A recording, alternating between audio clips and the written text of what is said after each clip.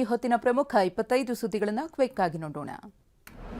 ಬೆಂಗಳೂರಿನ ಸೂಕ್ಷ್ಮ ಪ್ರದೇಶ ಜೆಜೆನಗರದಲ್ಲಿ ಓಂ ಶಕ್ತಿ ಮಾಲಾಧಾರಿಗಳ ಮೇಲೆ ಕಲ್ಲು ತೂರಾಟ ನಡೆಸಲಾಗಿದೆ.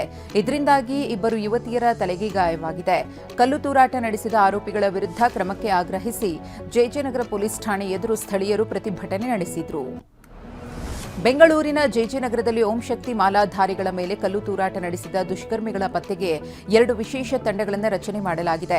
ಈಗಾಗಲೇ ಪೊಲೀಸರು ಕೆಲವರನ್ನ ವಿಚಾರಣೆ ನಡೆಸಿ ಮಾಹಿತಿ ಪಡೆದಿದ್ದಾರೆ. ಬಳ್ಳಾರಿ ಶೂಟೌಟ್ ದಾಳಿ ಪ್ರಕರಣದ ಆರೋಪಿಗಳನ್ನು ಇಂದು ಕೋರ್ಟ್ ಮುಂದೆ ಹಾಜರುಪಡಿಸಲಾಗುತ್ತಿದೆ. ಈ ಕೇಸ್ ಜನಪ್ರತಿನಿಧಿಗಳ ಕೋರ್ಟ್ ವ್ಯಾಪ್ತಿಗೆ ಬರುವುದರಿಂದ ಬೆಂಗಳೂರಿನಲ್ಲಿರುವ ವಿಶೇಷ ಜನಪ್ರತಿನಿಧಿಗಳ ಕೋರ್ಟ್ಗೆ ಆರೋಪಿಗಳನ್ನು ಹಾಜರುಪಡಿಸಲಾಗುತ್ತೆ. ಬೆಂಗಳೂರಿನಲ್ಲಿ ಅನ್ಯ ಭಾಷಿಕರ ಹಾವಳಿ ಹೆಚ್ಚಾಗುತ್ತಿದೆ. ಬನ್ನೇರು ಘಟ್ಟದಲ್ಲಿರುವ ಎಎಂಸಿ ಕಾಲೇಜಿನ ಹಾಸ್ಟೆಲ್ನಲ್ಲಿ ಕನ್ನಡ ಮಾತನಾಡುವಂತಿಲ್ವಂತೆ. ವಿದ್ಯಾರ್ಥಿಗಳು ಕನ್ನಡ ಮಾತನಾಡುವುದು ಸರಿಯಲ್ಲ, ಹಿಂದಿಯಲ್ಲಿ ಮಾತನಾಡುವಂತ ಹಾಸ್ಟೆಲ್ ವಾರ್ಡನ್ ಆವಾಜ್ ಹಾಕಿದ್ದಾನೆ.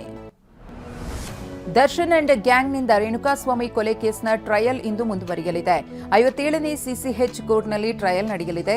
ಮೊದಲ ಸಾಕ್ಷಿಯಾಗಿರೋ ರೇಣುಕಾಸ್ವಾಮಿ ತಾಯಿ ರತ್ನಪ್ರಭಾ ಹಿಂದಿನ ಹೇಳಿಕೆಗೆ ವಿರುದ್ಧ ಹೇಳಿಕೆ ನೀಡಿದ್ರು. ಹೀಗಾಗಿ ಪ್ರತಿಕೂಲ ಸಾಕ್ಷಿಯಾಗಿ ಪರಿಗಣಿಸುವಂತೆ ಕೋರಿ ಎಸ್ಪಿಪಿ ಅರ್ಜಿ ಸಲ್ಲಿಸಿದ್ದಾರೆ. ಮೈಸೂರಿನ ಕೆಆರ್ ನಗರದಲ್ಲಿ ಯುವಕನೊಬ್ಬ 10 ಕಿಲೋಮೀಟರ್ ಚೇಸ್ ಮಾಡಿ ಸರಗಳ್ಳನನ್ನ ಸೆರೆ ಹಿಡಿದಿದ್ದಾನೆ.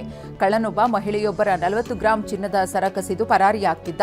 ಇದನ್ನು ನೋಡಿದ ಗುಗ್ಲಿ ಎಂಬಾತ ಚೇಸ್ ಮಾಡಿ ಕಳ್ಳನನ್ನ ಹಿಡಿದು ಪೊಲೀಸರಿಗೆ ಒಪ್ಪಿಸಿದ್ದಾನೆ. ಚಿತ್ರದುರ್ಗದಲ್ಲಿ ಅಡಿಕೆ ಕದಿಯುತ್ತಿದ್ದ 3 ಕಳ್ಳರನ್ನು ಬಂಧಿಸಲಾಗಿದೆ. ಉಮೇಶ್, ಆಂಜನಪ್ಪ, ಕರಿಬಸವ, ಮೌನೇಶ್ ಎಂಬುವರನ್ನ ಭರಮಸಾಗರ ಠಾಣೆ ಪೊಲೀಸರು ದಸ್ತಗಿರಿ ಮಾಡಿದ್ದಾರೆ. ಆರೋಪಿಗಳು ಡಿಸೆಂಬರ್ 22ರಂದು ಮರಳು ಸಿದ್ದಪ್ಪ ಎಂಬ ರೈತನ ತೋಟದಲ್ಲಿ ಅಡಿಕೆ ಕಳ್ಳತನ ಮಾಡಿದ್ರು. ಬೆಂಗಳೂರು ಗ್ರಾಮಾಂತರ ಜಿಲ್ಲೆಯ ದೇವನಹಳ್ಳಿಯಲ್ಲಿ ಸಾರಿಗೆ ನಿಯಮಗಳನ್ನು ಗಾಳಿಗೆ ತೂರಿ ಸಂಚರಿಸುತ್ತಿದ್ದ ಬಸ್ಗಳ ಪರಿಶೀಲನೆ ನಡೆಸಲಾಗಿದೆ. ರಾಣಿ ಕ್ರಾಸ್ ಬಳಿ ಟ್ಯಾಕ್ಸ್ ಕಟ್ಟದ ಅಂತಾರಾಜ್ಯ ನೋಂದಣಿ ಬಸ್ಗಳನ್ನು ಸೀಸ್ ಮಾಡಲಾಗಿದೆ. ಬೆಂಗಳೂರಿನ ಆನೇಕಲ್ನಲ್ಲಿ ಮತ್ತೆ ಆನೆಗಳ ಹಿಂಡು ಪ್ರತ್ಯಕ್ಷವಾಗಿದೆ. ಮುತ್ಯಾಲಮಡು ಬಳಿ ಗಜಪಡೆ ಬೀಡು ಬಿಟ್ಟಿದ್ದು ಬೆಳೆ ನಾಶ ಮಾಡುತ್ತಿದೆ. ಕಾಡಾನೆಗಳನ್ನು ಕಾಡಿಗಟ್ಟಲು ಅರಣ್ಯ ಇಲಾಖೆ ಹರಸಾಹಸ ಪಡುತ್ತಿದೆ. ಮೈಸೂರಿನ ಮಂಡಕಹಳ್ಳಿ ವಿಮಾನ ನಿಲ್ದಾಣದ ಬಳಿ ಹುಲಿ ಕಾಣಿಸಿಕೊಂಡಿದೆ. ಇಂದು ಬೆಳಿಗ್ಗೆ ಸಿಎಂ ಸಿದ್ದರಾಮಯ್ಯ ವಿಮಾನ ನಿಲ್ದಾಣಕ್ಕೆ ಆಗಮಿಸ್ತಾ ಇರುವ ಹಿನ್ನೆಲೆಯಲ್ಲಿ ಸ್ಥಳದಲ್ಲಿ ಅರಣ್ಯ ಇಲಾಖೆ ಶೋಧ ನಡೆಸಿದೆ. ಆದರೆ ಅರಣ್ಯ ಸಿಬ್ಬಂದಿಗೆ ಹುಲಿ ಕಾಣಿಸಿಕೊಂಡಿಲ್ಲ.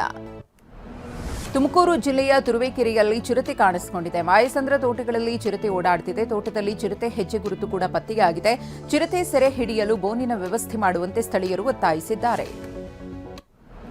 ಇಂದು ಕೊಪ್ಪಳದ ಗವಿಸಿದ್ದೇಶ್ವರ ಮಹಾರಥೋತ್ಸವ ನಡೆಯಲಿದೆ. ಜಾತ್ರಾ ಮಹೋತ್ಸವಕ್ಕೆ ಸುಮಾರು 5 ಲಕ್ಷ ಭಕ್ತರು ಆಗಮಿಸುವ ನಿರೀಕ್ಷೆ ಇದೆ. ಭದ್ರತೆಗೆ ಸುಮಾರು 2,000 ಪೊಲೀಸರನ್ನು ನಿಯೋಜನೆ ಮಾಡಲಾಗಿದೆ.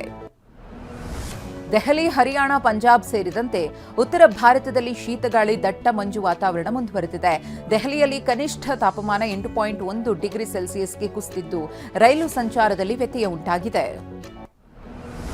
ಅಮೆರಿಕದಲ್ಲಿ ಭಾರತ ಮೂಲದ ಮಹಿಳೆಯನ್ನು ಹತ್ಯೆಗೈಯಲಾಗಿದೆ. ಕೊಲಂಬಿಯಾದಲ್ಲಿ 27 ವರ್ಷದ ನಿಖಿತಾ ಎಂಬಾಕೆಯ ಮೃತದೇಹ ಪ್ರಿಯಕರನ ಅಪಾರ್ಟ್ಮೆಂಟ್ನಲ್ಲಿ ಪತ್ತೆಯಾಗಿದೆ. ದೂರು ನೀಡಿದ ಗೆಳೆಯ ಕೃತ್ಯವೆಸಗಿ ಭಾರತಕ್ಕೆ ಪರಾರಿಯಾಗಿದ್ದಾನೆ.